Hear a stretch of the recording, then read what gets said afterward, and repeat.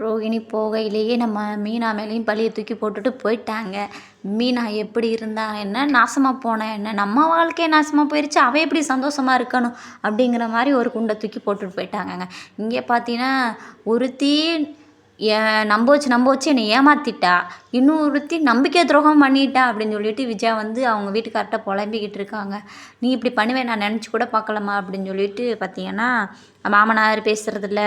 நம்ம முத்து பத்தின இதுக்கு மேலே பேசுனீன்னா அவ்வளோதான் அப்படிங்கிற மாதிரி வந்து நம்ம மீனாவை ஒரு மாதிரி அவாய்ட் பண்ணி ரொம்ப ஹார்ஸாக பேசிட்டாரு.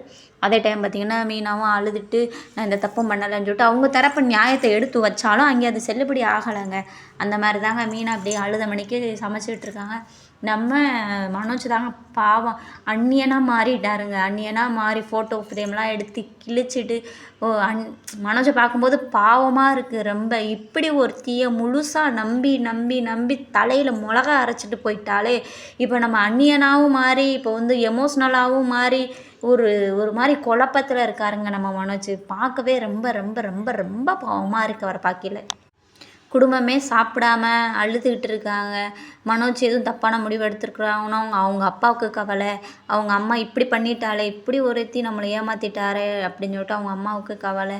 குடும்பமே ஒரு மாதிரி கவலையாக தாங்க இருக்காங்க. அதே டைமு நம்ம ஸ்ருதிக்கு ரொம்ப பசிச்சிருச்சு. பசியே தாங்க முடியல, எனக்கு பசிக்குதுன்னு சொல்லிட்டு கிச்சனுக்கு போகிறாங்க.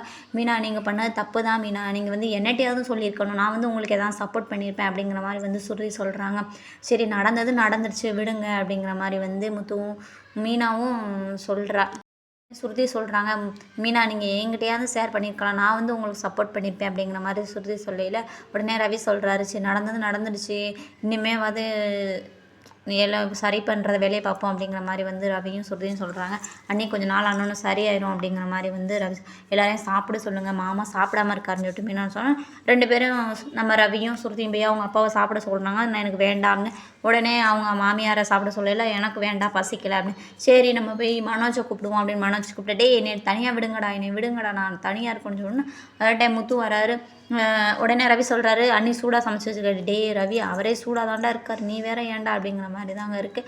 அதே டைமு நம்ம வெளியே போய் சாப்பிட்லாம் அப்படின்னு சொல்லிட்டு சுருதியை கூட்டிகிட்டு அங்கேருந்து வெளியே போய் சாப்பிட்லான்னு கிளம்புறாங்க.